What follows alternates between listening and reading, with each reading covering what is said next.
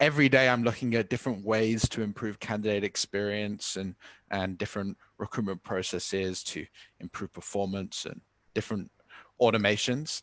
And I'm really excited to be the moderator of this very prestigious panel we have today. One of our wonderful panelists, I'll go from with the pictures left to right, is Chu. Chu from Daythree. Hey, Chu. Chu's from Daythree BPO in Malaysia and has over 10 years experience in digital transformation and is leading the digital transformation at Daythree now and to craft wonderful customer experiences. And of course, our candidates are our customers. So quick wave, Chu. Hi. Next, we have Dawn. Dawn from AIA here in Malaysia as well. Dawn's leading the agency model, the elite program, and with years of experience managing salespeople, doing operations, recruitment, training, the list goes on, and managing a workforce of thousands. So I'm really excited to hear what Dawn has to say about how she manages all of that experience across the board. Hey, Dawn. Hi everyone. This is Dawn from AIA. I'm actually taking care of AIA agency recruitment as well as training and development. Looking forward to spend some time with you. Yep. Great. And last but not least, Mariana from Adecco over in Australia, down under, with more than 20 years experience in recruitment, leading the head of candidate experience for the largest staffing company in the world, Adecco, and I'm sure has more insights than we could possibly go through today on candidate experience and their expectations. So welcome, Mariana. Hi everyone. Thanks, Ben. You're welcome. So just have a look, 70 odd participants now, wonderful, people still joining, but I'll carry on with the house rules.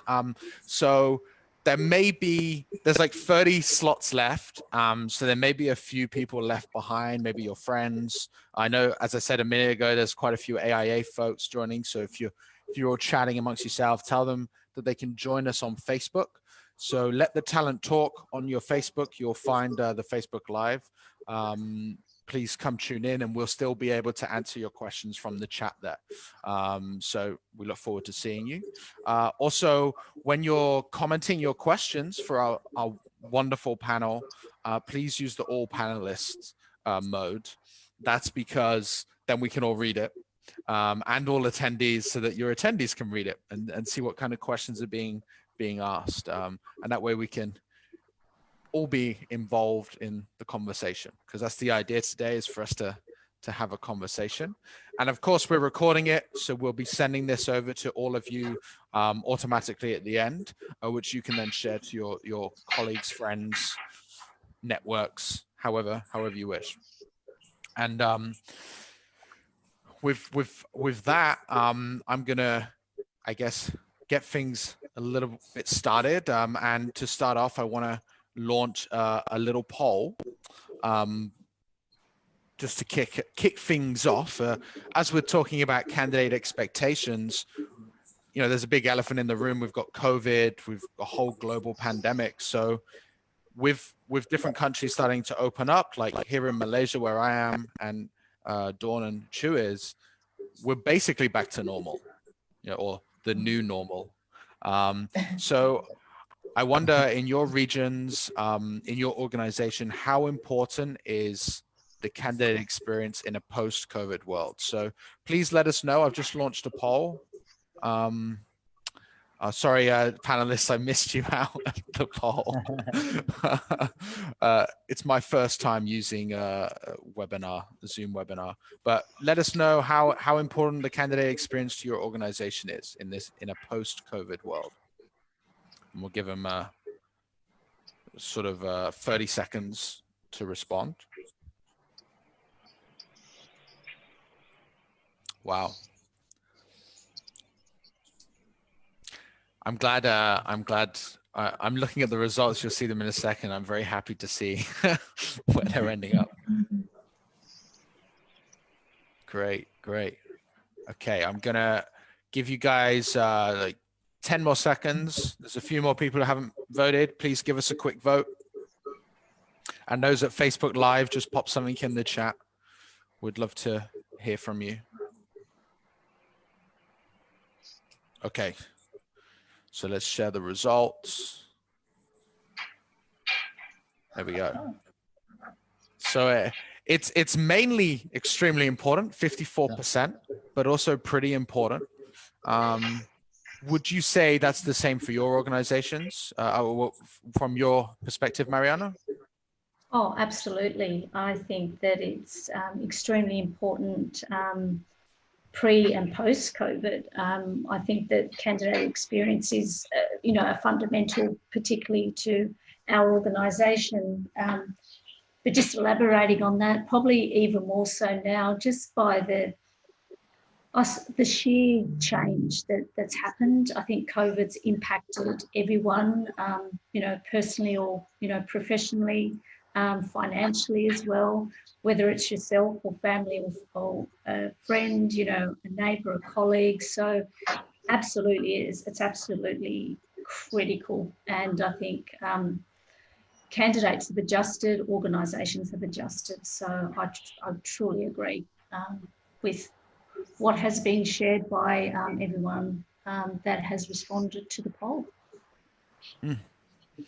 Yeah, and Chu, how about over at Daythree? Is it quite a priority right now of how you handle these experiences?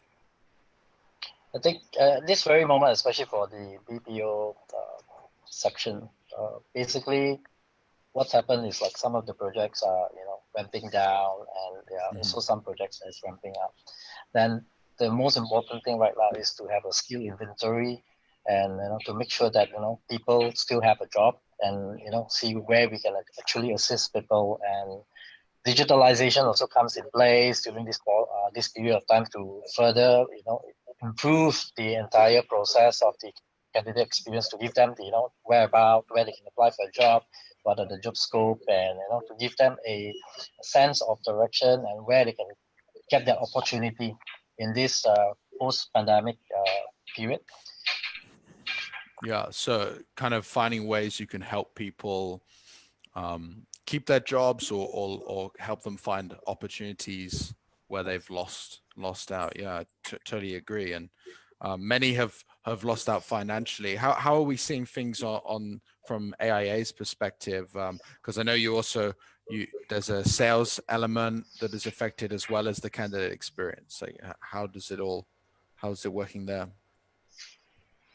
I think just like the majority in the poll, AIA think this is extremely important, the experience of the candidates who are looking for job opportunity with us, particularly in partnering us as a financial planners, as a life insurance agents, because post-COVID, we as Malaysian, actually, this awareness of risk management and health has actually risen, and we actually need to go out and help Malaysians to relook into their planning, because COVID have impacted people not just on the health part, but also largely on their financial.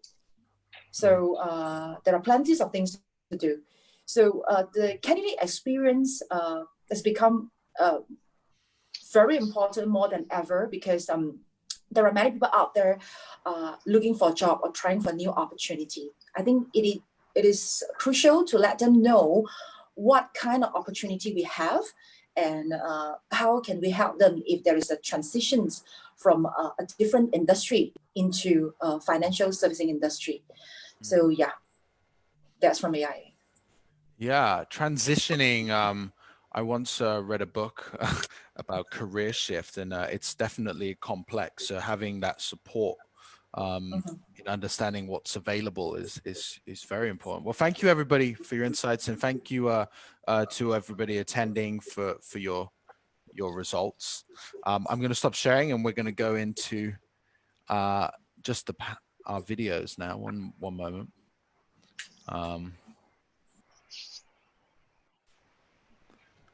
There's something I'm supposed to do to remove our friends who are helping out. Let me just remove them. Okay. So let's, as I said, we're here to talk about those candidate expectations. So we're just going to do that now. And I'm going to ask a couple of questions to get things moving. I'll point the question to you guys, but also, raise your hand if you want to take over. But why don't we start looking at what ways has the candidate journey changed in these last few months? So how you would take a candidate from the moment they apply for a job through their journey to getting hired, onboarded, certainly during quarantine. I haven't got a person to give that to first, but maybe I will throw it over to you, Mariana. Yeah, look, it's truly become a digital experience for candidates. So, applying for roles, the shortlisting, the interviewing, the onboarding, it is, before it was a blended approach. Now it's been truly an online experience. And I think candidates have absolutely embraced it, and I think have had to embrace it, which is, testament to, how quickly we adjust to change. And I think also too for candidates, their first day sometimes has been working from home in a virtual virtual induction with their manager and their new team. So, that traditional opportunity to meet face to face, has changed dramatically, and that's probably the biggest thing that we've seen is that digital process right through that whole journey for a candidate, and also the candidate having to adjust to those new skills as well. How do you prepare yourself for a video interview? You've got the dog maybe barking in the background, people walking behind you. I mean, that has probably become the new normal. And I think that's probably given employers and employees insights into people's personal lives that they probably wouldn't have seen before. So, yeah, that's just some of the things that I've experienced that has changed over the last months. Definitely. I think we're also doing purely video interviews now and onboarding people with never meeting someone face to face, signing a contract. How is that? How are you finding how you've changed the journey, Dawn? Certainly, because I believe financial industry, there's exams, there's more that it's harder to make digital. Yes, in a way. But good thing is we have turned a bigger part of our candidate onboarding process onto the digital platform, even prior than the COVID. Yeah. So their application, the submissions of documents, and also the checkings of a candidate's background, because we're in financial servicing industry, you see. So these are already automated, or I would call it digitalized. It's just that when it comes COVID, during our MCO, it is 100% virtual, just like what Mariana has shared earlier. Everything have turned to remote and online. The slight difference from the experience that AIA have is it's not just the candidate who need to adjust into the digitalized process, but the recruiter. I think I shared with Ben earlier, AIA have about 800 to 1,200 active recruiter managers nationwide running their own agencies, but partnering with AIA. So more importantly is to help these people to onboard to this digitalized platform. So we have panel interview, we have one-to-one interview, that those already turned virtual. So it's not as simple as getting a person to actually launch webinar like Zoom or WebEx or Microsoft Teams to help them to learn how to use this tools before they can actually run any interview. Then another thing, we have exam. We actually work hand in hand with our regulatory body and those exam center to help them to turn their exam center into a remote options. That took us a while to actually clear that bottleneck. Actually, our candidate onboarding process largely was stuck at these licensing exams availability. So we managed to overcome that. And yeah, so pretty much it was everything happened in such a short timing. People need to adjust themselves. But today, I must say that we are good. People embrace the new normal. Yeah. Yeah. But quickly before I pass the mic to you, Chu, I was just wondering, how did you overcome that bottleneck? Did you buy a technology, or was it something else? The virtual exam. Okay. Virtual exam is actually by the exam center. So we as user, we actually give them proposal and suggestions and telling them that what are the available platform that the AIA as a large organization find it useful, feasible, and viable for you to actually run a remote exam. As for internally, we need to, so we just signed up with the Microsoft team. So the entire organization together with our agency force now are enabled with Microsoft Teams options. So everybody's using the same platform to run any virtual meeting, interview, or even conference. Yeah. Good. So how about you, Chu? I guess same question. How has the candidate journey changed for Daythree? Yeah, I think previously when we first have the interviews, it's more face-to-face, because when we talk about customer service, because we are from the contact center, so we need to basically see how they perform, they do the assessment, because similarly we face the same challenge like AIA, in terms of the assessments. We need to get the approvals from the client, whether they will allow digitalization to happen, because in the end of the day, we still need to follow the SOP or the guidelines given by the client. We also have a the typical client that still insisting on handwritten exams, where we need to scan those exam papers and the answers back to them for them to mark, because it's more like a written skill. It's quite stringent. The process is quite stringent, and because of the COVID situation, where we can't have the candidate coming over to our office, so there must be an exception at this period of time where digitalization came into place, and we work together, because the pandemic situation is actually a big reset and actually awoken many people that this is not something that we can follow anymore. It's something that we can start to digitalize, makes things easier for the candidate to be onboarded, not to make things more difficult for them.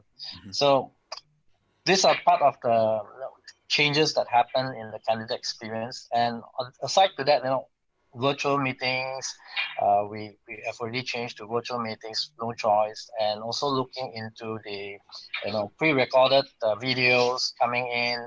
Then we look into EKYC to check on the candidate's background, linking with certain bodies to check in terms of their financial status, in terms of their criminal records. So these are the things that that we found during this period of time, that these digital platforms or systems are actually very helpful, and it actually brings us to a different level than previously. And I guess when you've all done different transformations in such a short period of time, which obviously is harder in the bigger organization you're in, and you're all in quite large organizations. So once you get those implementations in, do you, certainly when it comes to candidate experience, how do you rate the satisfaction? So have you implemented a strategy where you can track that candidate satisfaction and if it's actually working for them? I don't actually know who to give this to first. We'll go the opposite way round. Chu, data. Are you tracking the candidate satisfaction? Yes, we do. Previously, I think there are some manual processes that we still have previously. I mean, we do face to face, we do the paper examination, and also we do listening to the calls and see what are the sentiment of the customers, and these are the kinds of things. And interviewers, we actually sent a email survey to the candidate on all these areas to see how do they rate the interview session. Was that something that did they get anything new insights, any new constructive feedback to improve on their interview skills. So we did this about somewhere in July last year, and we find that it actually brings a lot of information in terms of how we can improve the interview sessions with the candidate, and also we are able to find whether there's certain interviewers fit to do the interviews. For example, we can link back now to who interviewed which candidate and what is the staying power. Some candidates interviewed by certain interviews will stay like less than 3 months and they resign. So this is actually a very bad thing for the company, because return of investment will not be there. They spend so much money on training, and the staff are not staying long enough to get the return on investment back. So it ties back again to the interview. So with this data collection, actually it brings a lot of value back to the organization, and we are able to see whether interviewers are required to be sent for training to see how they can conduct a more effective interviews. These are the kind of values we find with that simple survey that we conducted last year. Wow, that's incredible data. Being able to, I guess, identify maybe a weak hiring manager, or even where somebody, I guess, is overselling the job, and then the job's underperforming. It's the typical sales. What would they say? Undersell, over deliver is the way we should be doing it. I definitely want to pass the mic over to you then, Dawn, because it's quite a unique role, being a life planner. You're working as a single unit within a small team. How are you tracking that satisfaction as their journey and even their onboarding? You're muted. Dawn, you're muted. Oh, sorry. Okay.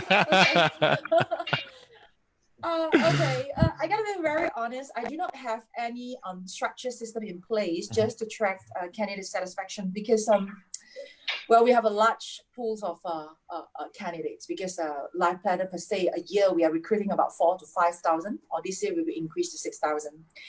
So, but we do track a particular process, which is a panel interview on a random sit-in basis. So we will collect verbal feedback from the interviewer as well as the interviewee, or we actually send someone to go in, sort of like observing how this whole thing actually take place.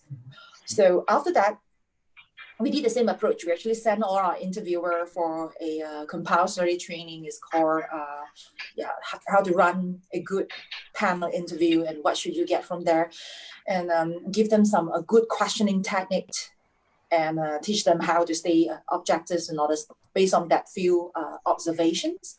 But I think this is what I learned from Chu. I think this is pretty good. We should have a standard survey to send out to understand further from just purely our candidates' perspective on their experience itself. That's got to be very helpful. Yeah. And we actually have a question from the audience that I think could tie relatively well into this. Like, understanding the candidate satisfaction also means we need to understand what matters to the candidate. So Junabo in the audience asks, what do you think will matter to candidates post-COVID, and what is the impact to your employer branding? Or in Mariana's case, your customer employee branding, potentially. So I guess that's a good leader, Mariano. How do you think that matters to the candidates? Oh, look, I think without a doubt it matters. And probably taking it a step back, for us in Adecco and in Australia, and also globally, one of our key values is customer centricity. And when we talk about customer centricity, it's our candidates, it's our clients, it's our associates, it's our colleagues. So that's really part of our ethos, and we embed customer centricity in everything that we do. So, quite similar, every team member in our organisation in Australia, from a senior manager right through to a new starter, is trained on customer centricity. They attend a half-day workshop, induction. It's one of the key components of our induction, and we look at, I'll hone it in on the candidate. We look at that candidate journey, and one of our, I would say, ethoses is that we put ourselves in the shoes of the candidate. So what's important to the candidate is absolutely how we drive and measure performance as well. So I think when you forget what it's like looking for work, you should not be in recruitment. So that's something that's really, really part of our DNA. To probably elaborate a little bit more, from a measurement point of view, we measure Net Promoter Score, so NPS, and that is across all of our brands, and we use that feedback to make sure that we're relevant to what our candidates are looking for. So that's probably our key measurement, and we actually act on that. So those insights are valuable when you're connecting in with a lot of our recruiters. It's part of their job, it's daily what they do. So those insights are so valuable. But how we tie it in together is having that hard measure being NPS, and really driving that excellence to make sure that we're improving, day in, day out, month on month, year on year. So that's how we incorporate it into what we do. Part of our DNA, and then having that measurement tool around it. Yeah, it's putting your candidates, your customers, your employees, and treating them like you would a customer again. What we were saying, I think, before things got started. How have you seen? And I'll pass this over to Chu. How have you seen, I guess, the candidates' behavior change? Are they asking questions up front? A lot of people think that candidates might ask, how did you react to the pandemic? What did you do during the quarantine for your employees? Did you let go of everybody, or did you try to retain them? So, are you seeing that change already? I think basically the most important thing right now, during these pandemics, whether it's post, the most important is empathy. So looking at the situation right now, everybody goes through all sorts of different stress of working from home, stress from potentially losing the job. So adhering to the SOP and also given by the government or the regulatory body is very important, because it actually helps to ensure that the safety of the employees, especially when they are working from the office. We have to follow all this SOP. This is to ensure that, number one, we don't have the business get impacted by a shutdown due to a positive case and all that. So because running a BPO business, we need to ensure that business runs. We cannot stop. If we stop, of course, the salaries will need to go on. And this kind of risk we need to mitigate, and adhering to the SOP, ensuring the staff is well educated on all social distancing, make sure that they do all the temperature scan and understand, keeping themselves clean all the time, make sure that the office, whatever touch points that is very with heavy traffic, it's always clean. So these are the things that we place very importance in this period of time, to ensure that the staff understands all this policies or all these kind of rules are set. Yeah. Yeah, education. I think it's a constant battle. I think I read stories about people who just refuse to wear a mask, which is sad. So we do have to educate, most certainly. And from Dawn, from your side, are you seeing a different voice coming from your candidates? Are they asking different kinds of questions? Has their behavior changed from normal?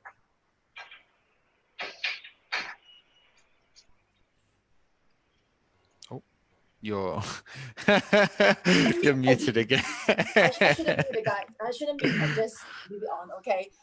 Okay. One of the most frequent asked question throughout this COVID impacted period would be: is it the right time for me to join? Is it the right time for me to make a change? Because they are lack of understanding or a clear view of how would the market look like when it comes to life insurance per se, or financial planning. Yeah. And so we see some hesitation. So we need to help the candidate to clear that doubt, and by letting them see that where is the market, and why we need to hire more now, exactly after the MCO, because there are more needs actually arises. It's kind of different from other industry. Yeah. So but we need to help them to see that. And another thing is, if I join, do I need to come with a skill or license that I've already equipped myself? And how would I get supported, because I'm starting something new, or I want to know whether I'm making the right decision. I think this will be the question that most of the candidates want to know, because they are already having enough uncertainty and enough worries about other aspects of life. So when it comes to is either a career switch, they may want to know more about that. Yes. Yeah, it's what they say, it's uncertain times. And I can understand people who are applying for sales related roles are going to want to understand how the market's working. So it's good that you're prepared for that answer, and that's that candidate expectation. I have a couple of questions from the audience I want to bring in to the discussion.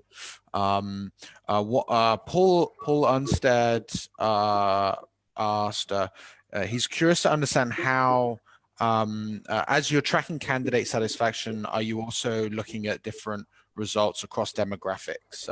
So maybe, and I want to ask this straight to Dawn, because you recruit a lot of different age groups. Are you tracking the experience and that satisfaction at different ages as well, or is it just a bucket of people when you were tracking from the verbal feedback and having people in those rooms? Actually is a mix, but because the profile of candidate that we have done the first screening, we are actually focusing the group of 25 to about 35. So the age group is pretty much there. So I can't really compare between different age group at the moment, but we do have some feedback recently about virtual. Obviously, the younger generation, they love the virtual platform very much because it's very easy for them. Those who are a little bit more matured and senior group, we find it a little bit, they need more time to get used to the new way of working. Yeah. I mean, change is scary for anybody. That's why we have change management consultants in the world. When you're, I guess Adecco is very well equipped to track the different demographic that you're working with, because you have roles across different industries that are more tailored for different age groups, of course. Are you tracking that satisfaction across those age groups as well? Do you segregate that data? If we collect the data, then we would look at it by different cohorts. But I think fundamentally for us, what is clear is that people embrace things, I would say, at different points. And just to Dawn's point, doing a video interview is second nature. For the younger generation, it's what they do. For a different demographic, we spend more time in coaching and providing those tools. So we've developed a lot of tools, particularly around how to secure a job in turbulent times. So this is part of the marketing that we're doing and have done. And what we do is we provide this information to our candidates that apply for work with us. So, how to prepare for that video interview, how to highlight your transferable skills, all those things that we incorporate to help position each and every candidate to have that information to be successful. So we also look at it quite holistically as well. So I think that's really critical, because people are in different stages. So for us, it's about providing that regular and consistent communication, which is so important, and then being able to provide those tools to everyone. So on our website, there is an array of information that we provide. But just probably going back on the previous question, I think fundamentally, the safety and well-being of our colleagues and our candidates and associates, that's been our fundamental priority. Always has, but it's really come out now. So everything that we do has been around that. And even internally for us, every week our CEO and HR director provide a webinar to all our staff on what's happening, and people want that thirst of information. With our candidates and associates, it's those regular newsletters. So what they can tap into to be able to get additional information, or to be able to talk to people, whether it be in EAP, so Employee Assistance Program. So that for us is how we've addressed that change in behaviour. Is let's heighten our communication. Let's have open forums where people can ask those questions, and let's keep it consistent, because I think if you don't have that, then people will, second guess. So I think when you can over communicate, and it's like the recruitment process as well, when you can provide consistent communication at every stage, then it helps provide, that level of information that people thirst for. And I think in these times, it is even more important, that communication piece, and giving people tools to use, at their leisure as well, has been really critical for us. Yeah, I'm a big advocate of over communicating. I from working from home or remotely for the last few years, maybe I communicate a little bit too much with messaging on Slack and all these different tools. So being able to get that message out to the audience, whether it's your candidates, your employees, I think it's really important. We kind of followed I realize I'm answering a bit of the question myself, but like we did a little bit about what you guys did, where our CEO does like a weekly email where he sort of says exactly what's happening in the business, from sales to engineering, customer success, to even the business health, and I think that's really good to allow everybody to understand that. I mean, certain items obviously you can't share with your candidates, right? But I guess, in your opinion, right now, and I'll whack this over to you, Chu, just to hand the mic over. What does the candidate experience look like, I guess, post-COVID? Because we've already talked about how we've handled things for COVID during the quarantine. We've gone Zoom, we've gone Teams, we've tried to digitalize and make everything virtual. But as we go back to work, how do you see the experience changing and looking from someone with that transformation experience? I'm sure you've got some ideas. I'd love to hear them. I mean, for after the post-COVID, the we find that lots of the candidates are very actively, searching for jobs. And the one thing that we notice a big change is people from different fields are coming back into the customer service line. For example, after post-COVID, we know, for example, there are many businesses that have to close down.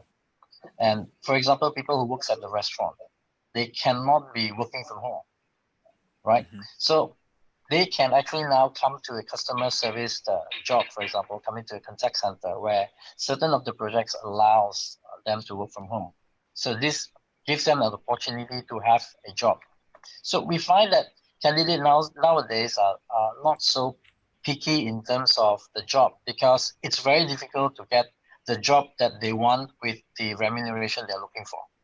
So at this period of time, it's more about survival. So we noticed that there is a huge change. Previously, we received like almost like 50 to 60 applications a day, but now we receive like almost 4 times to even 5 times more from various industries. It's no longer just like from contact center to contact center, or is from a similar hotel lines to contact center. And now we even have engineering. We also have people coming from entertainment, coming to the customer service industry. So this pandemic has actually reset everything, and people, during this time, people are under a lot of financial stress, and they need to find a job that puts the food on the table for them, also to pay for the commitment that they have for the family. Mm-hmm. This is one of the biggest difference I find after the post-COVID. Yeah. So people are really just looking for anything that sticks, I guess. Like they're probably throwing hundreds of applications out looking for someone who comes back to them, just as you say, for survival. So adding to this, right? Adding to this, we also have one of the contact center that actually closed down like 2 days ago, where they laid off almost close to 200 over employees. Wow. So when we heard the news, then what we do is we extended. We contacted the HR to say, is there any way that we can extend assistance to provide an opportunity to your employees to come to a different organization, so that they can continue to have an employment while you can discuss on how you're going to do your compensation and benefits to them in this separation period. So this is something that it's no longer about whether I'm going to have the best candidate. It's about we all have to get together right now to help those people, because if we don't step in to provide them an opportunity, especially we come up from a BPO, as long as there's an opportunity for work, we just open up, and we don't look at whether they are whether they are master holders, whether or they are just having O levels. So long they're able to do the basics of customer service job, we will hire them. We will give them the opportunity, the equal opportunity for them to have an employment. This is something that I feel during this period of time, all these people requires a little bit more than just giving them. We must give them the empathy. We must understand they are also desperate, and sometimes because of the desperation, they come for an interview or they do a virtual interview, they cannot really perform well because they're under so much stress and so much pressure. So if most of our TA team or our talent acquisition team have this with them, with the empathy with them, I believe they're able to, during that session, is able to evaluate that candidate better, and they will identify the skills, and they can even place them into a different role within the organization, or it could be passing that profile to a different organization where it fits them. Yeah. I guess what you just said made me think about, I guess, making yourself as an organization somewhat competitive, really, allowing, you're getting your TA team the tools to onboard more people so that you can manage your customers, right? So you're able to bring in people with less experience now. You're giving them that ability to not just help individuals get jobs, but also to fill those roles. Do you? I think I want to just hand over to I go for Mariana next as a. What are the key elements for your talent acquisition teams, your recruiters? Do you think they need to implement to make them more competitive? Certainly as we open, and from recruitment as a business, obviously it's already competitive. So how do you think? What do you think your team can implement to be more competitive, I guess, as we open up?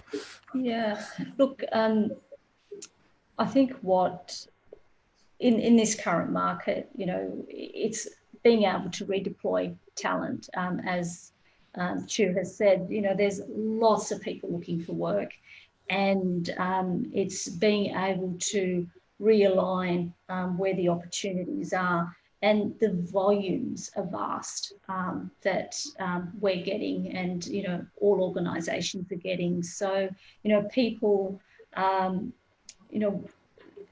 they've lost their job or their hours have been reduced. They're now applying for roles in industries they probably never would have considered before. And that is currently what's happening right now. And I think from our perspective, what's worked is having the tools to be able to work through the volumes, and to Chu's point, empathy and having a personal approach is so critical. So you can use technology to be able to provide that, as well as that element of that human connection is so critical. And candidates want to know where they're up to in that recruitment process, whether they're moving on that journey or not. It's that thirst of communication of wanting to know. And what we've also done is we've looked at our methods of communication and making sure it's relevant to the current times as well. So that empathy is so critical, and that acknowledgement of where a candidate is on that journey is so important. So for us, it's using the technology to deal with providing that respect and care throughout that whole process for a candidate, because there isn't enough roles for everyone. But if you treat people with the care and acknowledgement of where they're at in that stage, I think that's quite critical. So I think that's how you become competitive, because I said it before, we've all been candidates, and we will be candidates in the future. So that's the fundamental part of it, is that you balance your technology with your empathy and your company DNA to make that journey the best journey you can. And it'll never be perfect, but you try and get it to the best you can. So I think that's what makes a company competitive. Yeah, and having that technology to automate where necessary, allowing recruiters to be able to give that human touch. Like if you look at what Chu mentioned earlier, 60 applications a day, and now it's 4 times. They have to suddenly get back to all of those people. Without technology, it's obviously very difficult. Dawn,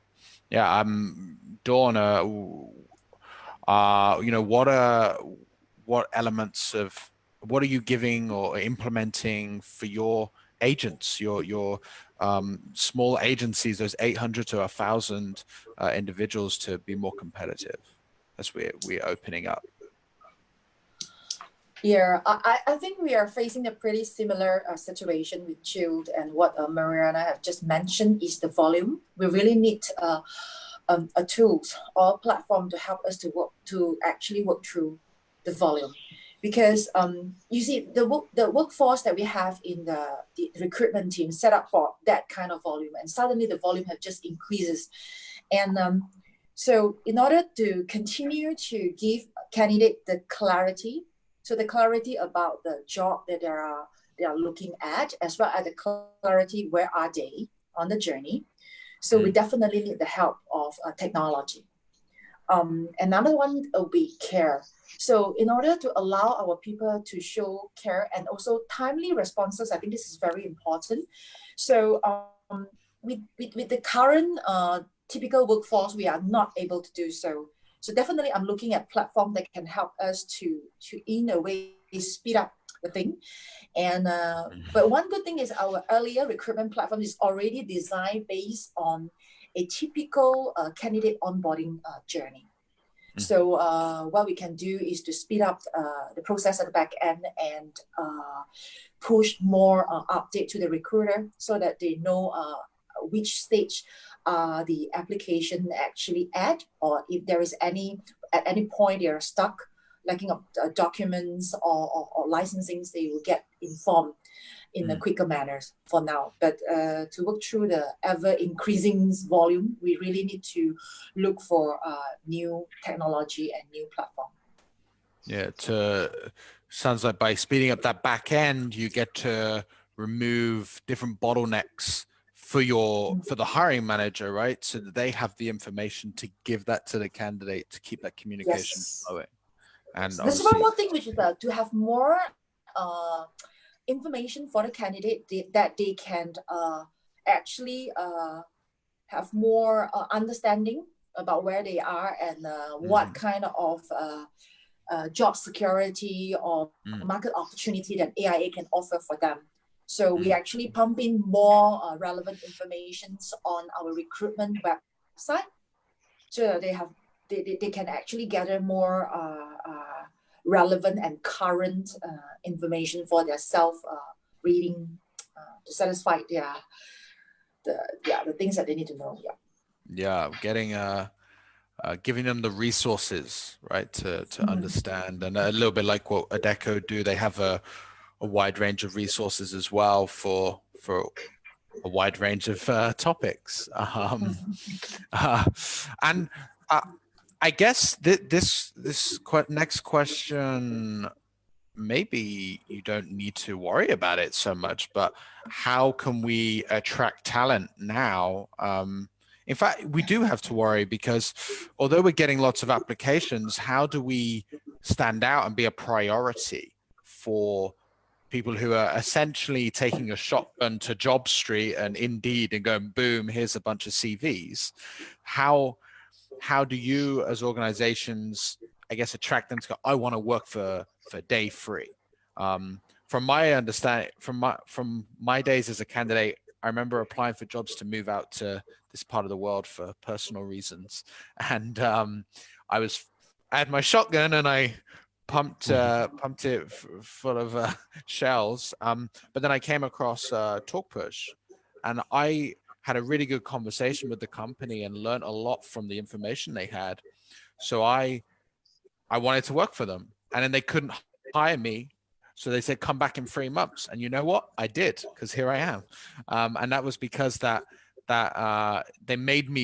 attracted me to the company. So how, and as I said, Daythree already, how is Daythree, I guess, making you stand out from the crowd? Or what are you doing beyond social media or a job description to attract the right talent, the best talent? I guess you mentioned how you go to that other BPO, but are you doing other activities? I mean, how we approach people is, we don't tell that you work in a customer service line. So we just tell the candidate, you know what, tell your buddies that, I make a living by making people happy. So this is the tagline that we, tell we tell the candidates, because that is your job. Your job is to make the customer happy, resolve their issue, attend to their requests and all that. That is what customer service is all about. So with that simple tagline, I think that actually makes us a little bit more stand out, because it's very simple, because that is the truth. That is the nature of the job. So we don't want to complicate things. We just make it very simple, straight to the point. Is your onboarding video play that song "Happy" by Pharrell Williams? because it should. Copyright, the brand is copyright. Damn, bugger. Dawn, I know you have a hugely competitive space. There are lots of companies in insurance.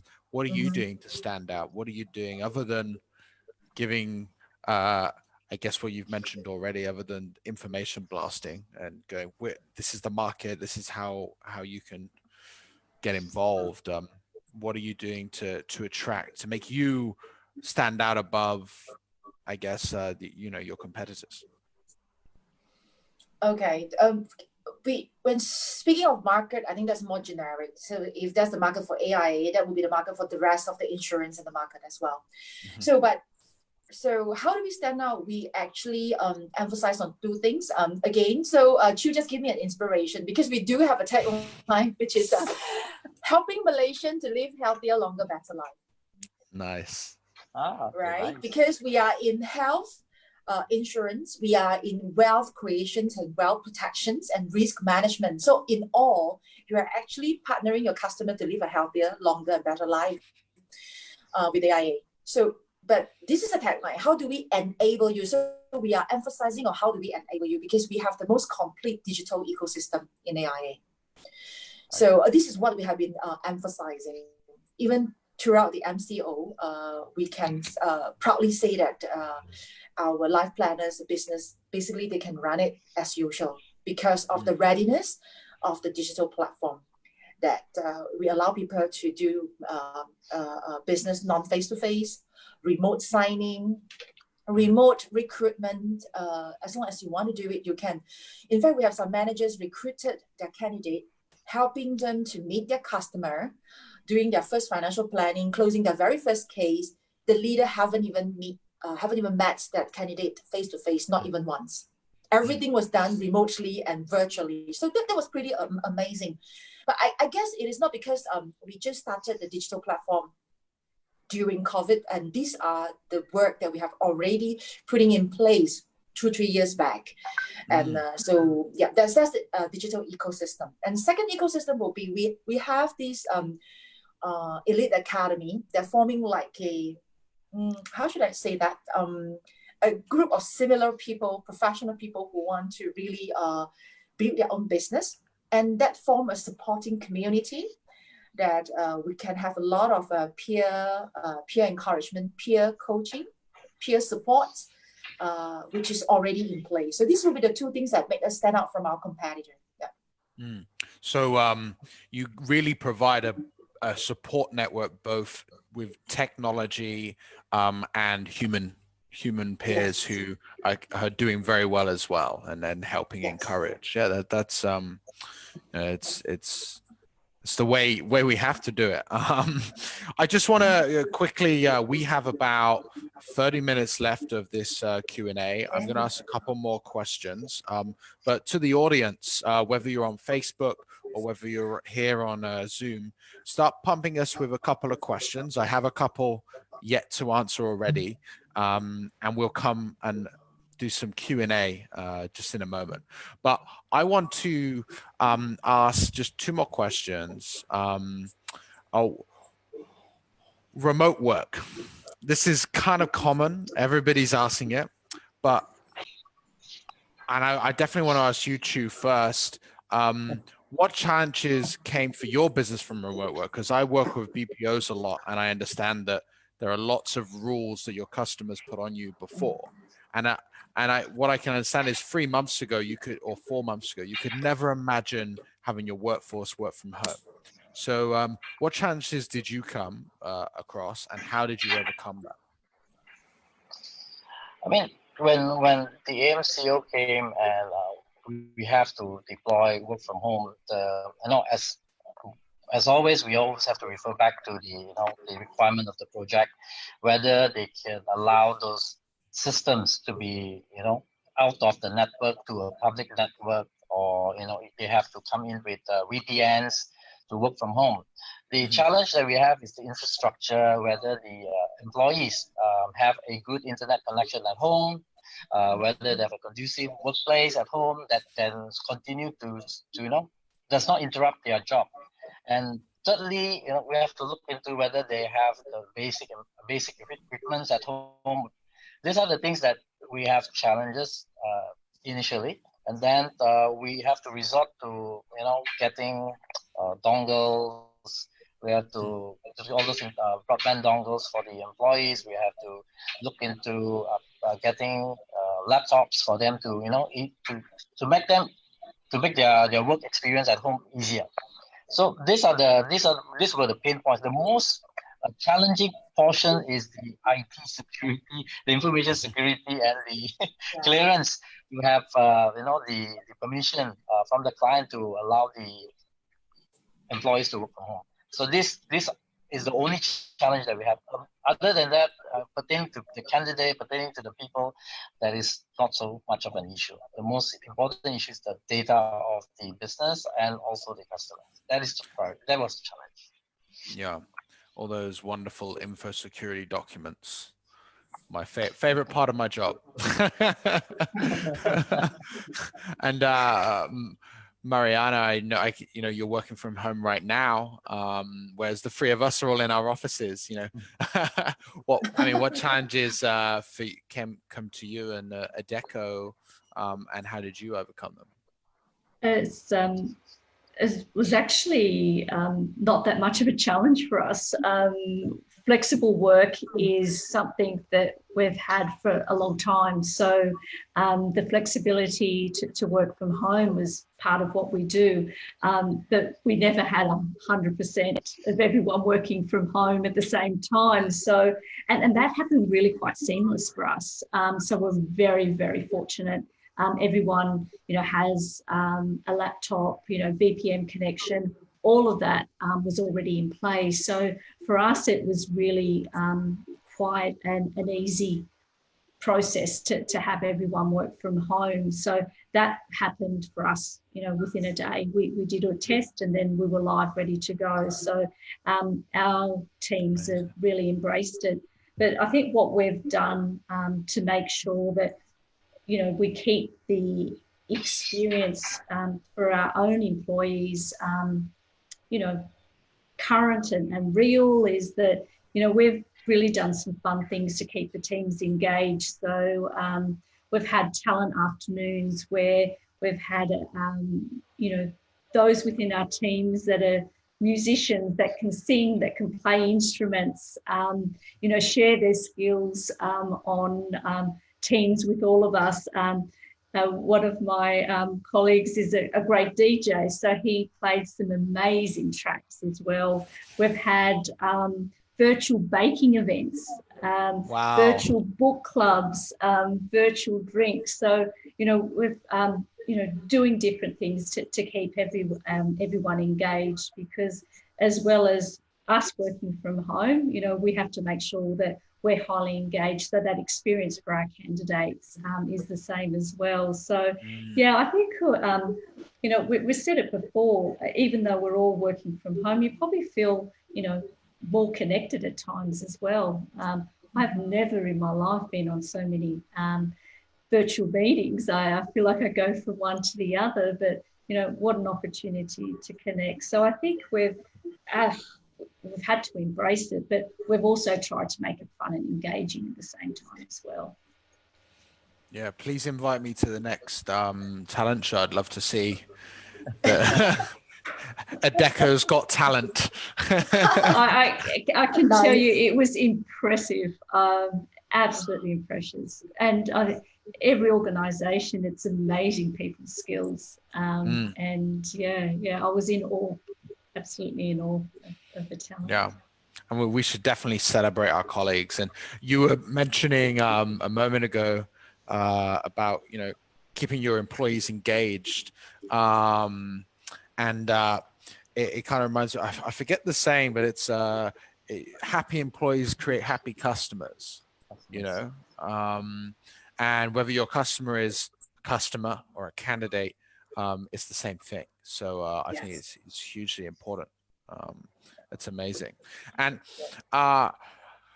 How about you, Dawn? I know you have a big workforce that are already, I guess, working from home or remote working. But how about in your teams directly in the office? Like how did you overcome the challenges of working from home and living on Zoom conferences like this? Well, the initial part is pretty similar with what Daythree is facing because it's the infrastructures. Unlike Adecco, working from home is not part of our culture prior than COVID. So we speed up that process of digitalize these whole working from home thing. So VPNs, laptop for certain people is in it. So, but later on we noticed that actually working from home, we are actually busier than ever because in the past there is a break in between of meeting, but working from home there's no break between meeting.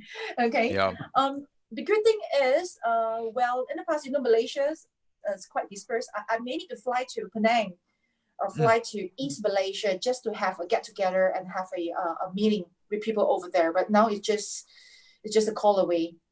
So I think we like that. But well, also another part like Adecco is having talent shows. We are actually having virtual happy hour. So we will be bringing our own beverage, and we just turn on our screen. We just after work 8:30. Yeah, let's have a Get drink drunk together. Yeah. I received a bottle of wine from my boss. Oh, He did all of this for a virtual drinking sessions. He actually get people to deliver each of us a bottle of wine. So we just open a bottle of wine and turn on our team. 9 o'clock, I love say it. one. Yeah. So Max is my boss. Max, if you're listening or watching, I expect the bottle of wine to arrive at my house by Friday.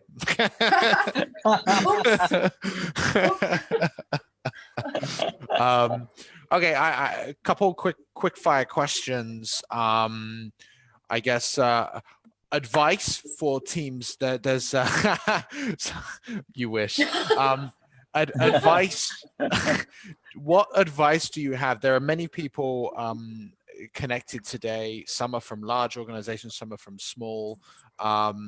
Some have big budgets, some have no budget or small budgets. So I guess what advice do you have for people who have small budgets to implement all the amazing things your teams have done to bring tools that can help them deliver better candidate experience, deliver to retain employees for longer? Chu, you quick fire to you. Advice for small budget teams. I think the most important thing is to focus on the tools or the platform that that will benefit the business the most. Of course, if we work on the very tight budget, I mean, at times perhaps a higher price it brings a better ROI, a return of investment.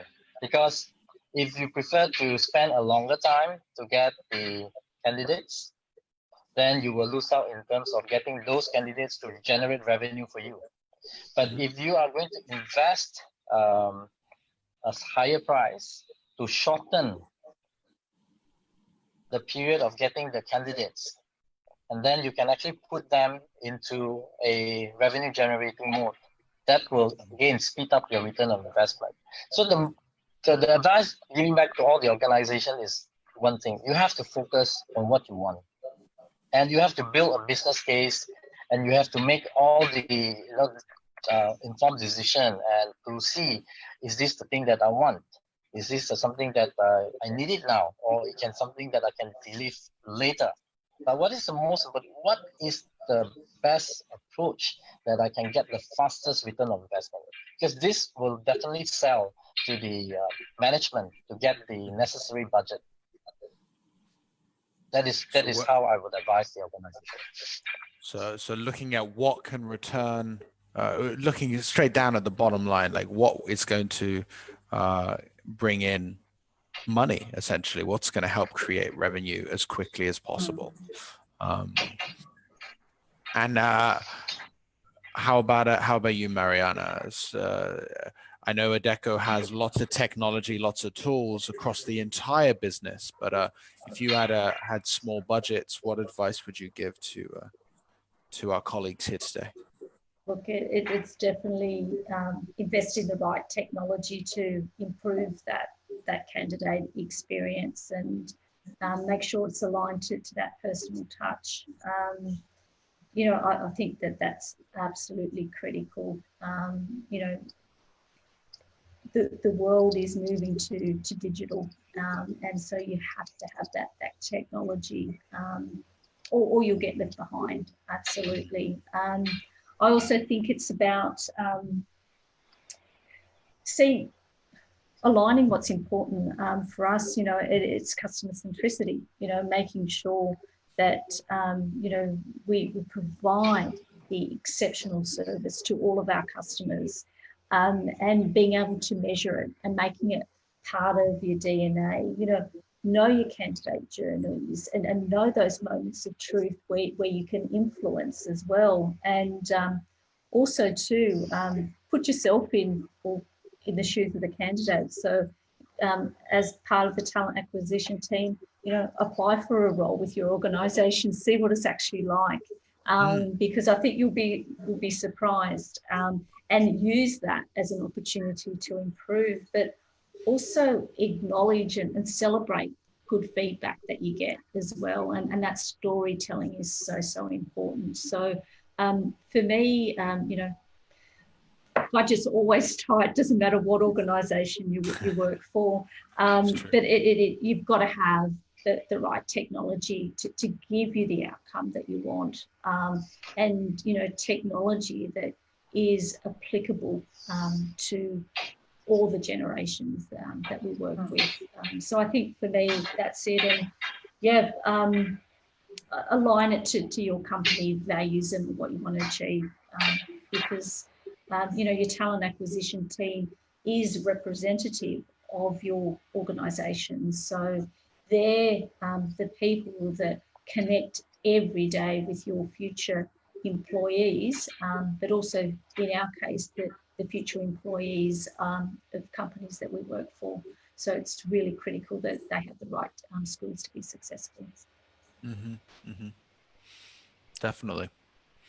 I think selecting tools, kind of look at your bottlenecks, look at the challenges, and backtrack from there, right? And do what makes sense, I guess. And what you said kind of ties into that, and then look at the ROI, and then budget can come in, right? If you can say this is going to bring in this amount of revenue, well, then it pays for itself. People are more likely to buy. So do that business case. I'll pass that to you, Dawn, as well. Same question. Okay, I think Chilled and Mariana have shared quite a lot with it. I would like to say that, well, I agree with technologies is important. One way to help us to be a little bit more focused is to know who are your targeted segment. That sort of will help you to narrow down your scope. That can help you to save up some budget, for sure. And for technology per se, so I'm going to go straight to businesses with really tight budget. You may want to try some free tools before you decided to sign on a big one or to build any infrastructure in-house. So there's certain applications, it could be of no charges and no fee for the beginning, but you can create some quick win and quick result to show the management that, hey, you know, things actually works this way, because through this I actually get more candidate to come in. I got more clicks on my link. Then we can actually work out a good business case to help to get more budget in this case. Yeah. So a good advice there would be to try before you buy. Yes, you know, try before you buy. If you have very tight budget, yes. Experiment for sure. And quickly, finally, we've mentioned a few free resources. Is there any resource recommendations for the TA audience we have today to look at how they can improve the candidate experience that you would like to share? A book maybe, or anything, any resource recommendations? Mariana, you can go first. Oh, look, I'll share what works for me. I think it's being part of different LinkedIn groups and being able to really look.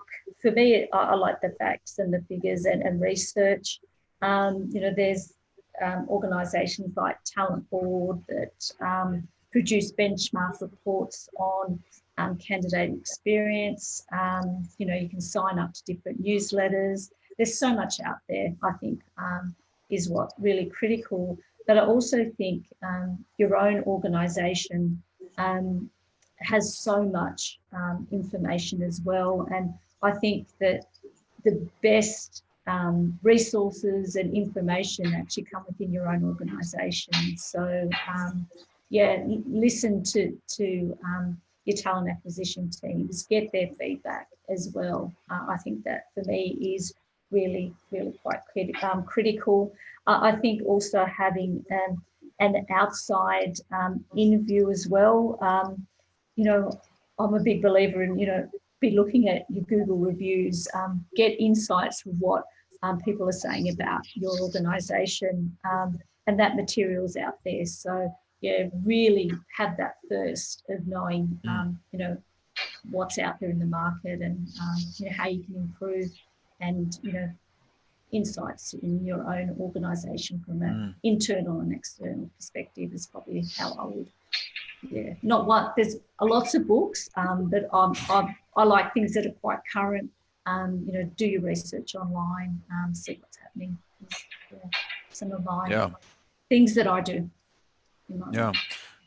I think as a big one item you mentioned there was look inside your own organization. It's like at Talkpush we have tons of content that it's very easy to overlook and forget and look at all, because there's so much information. But if you just take a second and take a step back and look inside, you'll have so many resources. Chu, how about you? Or any resource recommendations? I mean, if for those who attend today's session, I will personally recommend you to look into the robotic process automation. Now, this is one skill that you can learn, for free. There are a lot of community editions where you can leverage RPA to automate all your repetitive, all your reportings, things that you get it done on a daily basis, which can be automated. Now, once you have this skill, you can automate these processes and focus, and you can put your focus onto the candidate. And this basically will give you more, time to make informed decisions about the right skill sets, rather than focusing, I have to rush back to do my reports, I have to do my analytics, and etc. So this is one of the important skill set to have, because RPA is and will be a very critical skill set to have in the coming months or years, because it is not supposed to replace a human. Especially it needs a human touch. It can't replace human in this area of human touch, but it can actually be your assistant to get things done faster, get things done more accurately, and we can minimize a lot of errors, and it can even help you to send out communications to your candidates very effectively. So this helps you to have a better work-life balance. And you can focus on upskilling yourself with new skill sets. So this is one important message or advice I would like to share with the rest of the people in the webinar. I couldn't agree with you more. I write a newsletter once a month, and last month I wrote one all about sort of or try to give some insights about RPA. I'm not an expert for sure, but it's definitely coming in to in every walk of life, every part of a business. Is different automation is coming in. And I will offer a book before I ask Dawn for her resources called in fact, wait, what's it called? The Robot Proof Recruiter by Katrina Collier, the robot-proof recruiter. I actually read that on holiday just before COVID lockdown. It's definitely something to think about, where you leverage technology to make you better at your job. So please go have a look at that. Dawn, any recommendations, resources for your network here? I think looking into what you have internally is very important before you look outside, because AIA Life Planner onboarding process could be slightly different from any typical employee hiring process. So we often constantly review the actual journey from we first get in touch with the person. How do they get to know us more? How do they apply? So we constantly look into that and see how can we improve each touch point. So that's internally. So when you look into yourself frequent enough, then you will find that there was actually gap when it comes to speed, when it comes to volume, when it comes to turnaround time in responses. This is when we start to look out. So resources, I'm looking at Talkpush, maybe. You can, why not? Yeah. So as a good resource, yeah, quite impressive at the moment. So yeah, other than that, AIA have the tendency to build our internal system, because agency onboarding are rather different from employee onboarding. So to get that smooth experience and to help those agency recruiter to recruit better, we often build system in-house. Yeah. So my best experience is you look at what you have first before you look outside. It's very good advice. I think we've all kind of been on the same page there, that have a look on the inside and see what company resources you have available, because it can sometimes be forgotten and overlooked. Well, we've got just 7 minutes left before you can all go off and get your dinners, your chow fan, your fried rice. Before the call, I was saying how much I wanted fried rice for those who aren't aware. But we got a couple of questions. We'll fire those through first. And guys, please add any questions you may have for us. We'll try to answer them in this amount of time we have left. So I have one from Trish. Trish would like to know, she would like to understand the measurements of candidate. Are we doing the measurements of candidate care monthly? And job families, is there a difference, IT versus blue collar and white collar? I think if I understand that correctly, are we measuring the candidate care every month? And are we looking at the difference between a blue collar job and a white collar job? I think I'm going to throw that to you, Mariana, because obviously your organization deals with a variety of roles. How are you measuring things, blue versus white? And I think it's a consistent measurement across both, regardless of the role type. It's around that personal connection, and our teams work closely, and we're across all industry sectors. So for us, it's very much connecting in with our candidates. It's a daily connection that happens. We have people, even now on site, that work closely with teams. So the measurements don't differ. It's that human connection, and ensuring that those calls, the digital exchanges happen. So for us, it's quite consistent regardless of whether it's blue or white. It makes no difference to us.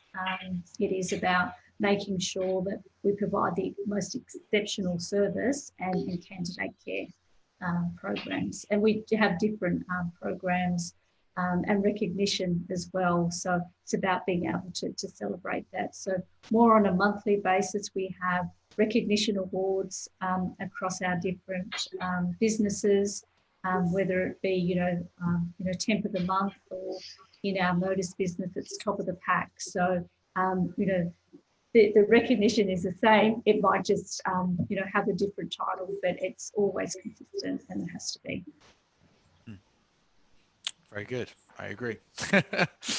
I think you're the only person here who's actually involved in doing blue collar work. I'm assuming it's not so much part of the customer service role or the agency role. So I'll jump to another question.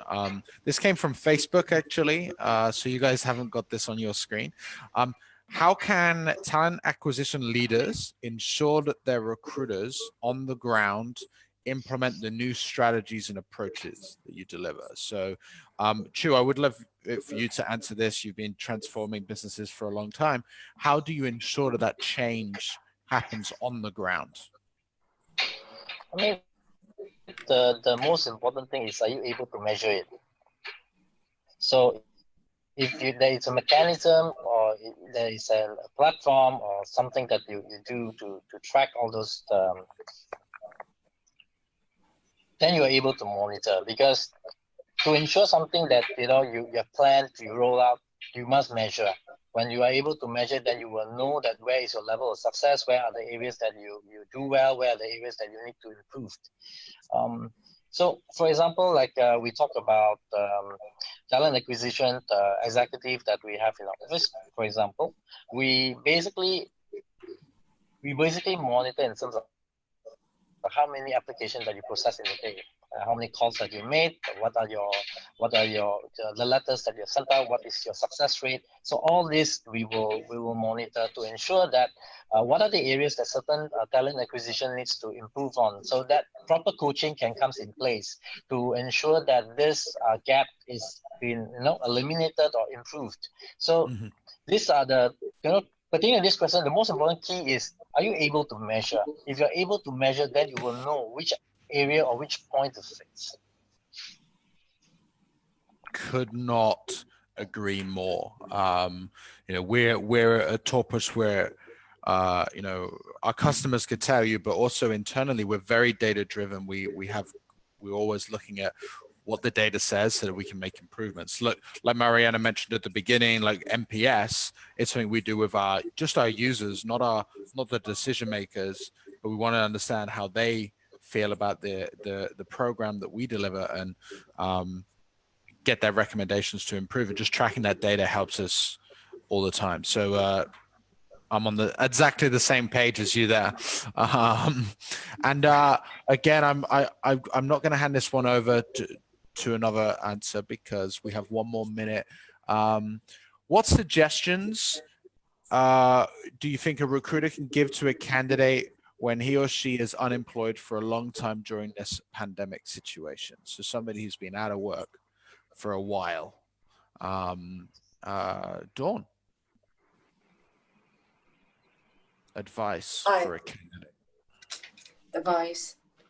I think you should really look into the possibility for you to explore different industry rather than what you have been doing all this while, like what you have shared earlier.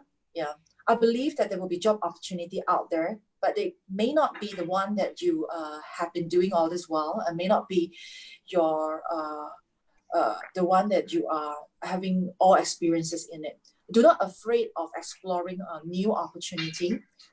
Prepare yourself to have the flexibility to learn up a new skill and new knowledge, so that you actually expand the possibility of you getting employed, perhaps just in different industry or different area. Yeah, try something new. Udemy.com, I think it's a great place to get a cheap course, get some certificates. Yeah. Well, everybody, we are on the 5:31, so we're 1 minute over. I know everybody wants to get away, so I'm gonna wrap everything up. Thank you very much for joining. Thank you, Mariana, Dawn, Chu, for all your wonderful answers and insights. It's been a pleasure talking with you guys today. Thanks. Thank you. Thank you. Yeah. And thank you to the audience, to everyone who stayed throughout the whole thing, and everybody on Facebook Live. It's been a pleasure. I wish you a happy, healthy, what was the other tagline? But yeah, I wish Healthier, everyone. long. Yeah. So we should play the YouTube video very quickly because I'm happy. Okay, guys, thank you so much for joining. Yeah, that's a wrap. Bye, everyone. Thank you. Thank Be you, safe, everyone. everyone. Be safe. Bye.